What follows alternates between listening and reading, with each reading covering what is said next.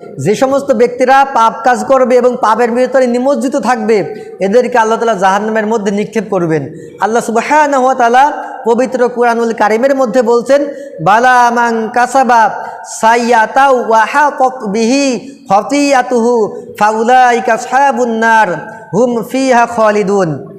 আল্লাহ তাআলা বলছেন, বালা মান কাসাবা সাইয়্যা, যে ব্যক্তি পাপ কাজ করবে, ওয়া হাকাত বিহি খাতিয়াতুহু, এবং পাপ কাজের মধ্যে নিমজ্জিত থাকবে, পাপ আচারের মধ্যে সে আষ্টে পৃষ্ঠে জড়িয়ে পড়বে, বিভিন্ন রকম পাপ কাজ সে শুরু করবে, মিথ্যা বলা, চগলখড়ি করা, গীবত করা, রাহাজানি করা, মানুষকে ধোঁকা দেওয়া, ওজনে কম দেওয়া, খাদ্যে ভেজাল দেওয়া, মানুষের সঙ্গে প্রতারণা করা, মানুষের খাটো নামে ডাকা, বিভিন্ন রকম এরকমভাবে পাপ কাজের মধ্যে সে জড়িয়ে পড়বে।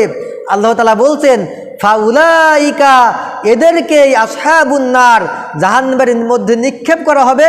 এই সমস্ত ব্যক্তিরা হবে জাহান্নামের অধিবাসী, হুম ফিহা খালিদুন, এবং এই সমস্ত ব্যক্তিরা চিরদিন তারা জাহান্নামের মধ্যে থাকবে। এই কারণে পাপ কাজ থেকে বিরত থাকতে হবে। যদি আপনি পাপ কাজ থেকে বেঁচে থাকতে পারেন, বিশেষ করে কবিরা গুনাহ থেকে যদি আপনি বেঁচে থাকতে পারেন, তাহলে আল্লাহ সুবহানাহু ওয়া তাআলা আপনাকে জান্নাত দান করবেন। সুবহানাল্লাহ।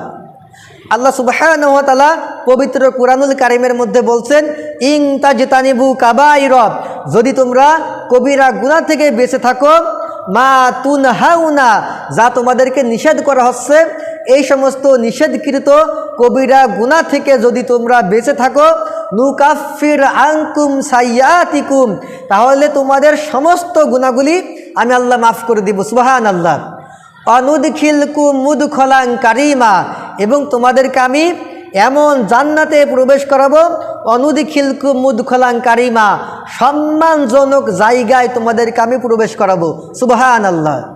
সুতরাং যে ব্যক্তি পাপ কাজ করবে, পাপের ভিতরে নিমজ্জিত থাকবে, বিভিন্ন রকম শিরক বিদআত সগীরা কবিরা সহ বিভিন্ন রকম পাপ কাজের মধ্যে জড়িয়ে পড়বে, আল্লাহ বলছেন, ফাউলাইকা আসহাবুন নার, তাদের ঠিকানা জাহান্নাম, হুম ফিহা খালিদুন, তারা জাহান্নামে থাকবে। আর এখানে আল্লাহ বলছেন, যারা কবিরা গুনাহ থেকে বেঁচে থাকবে, যা তাদেরকে নিষেধ করা হয়েছে, এই সমস্ত ব্যক্তিদেরকে আমি সম্মানজনক জায়গায়, অনুদখিলকুম মুদখলান কারিমা, সম্মানজনক জায়গায় তাদের প্রবেশ করাবো, তাদেরকে আমি জান্নাতের মধ্যে প্রবেশ করাবো। সুবহানাল্লাহ।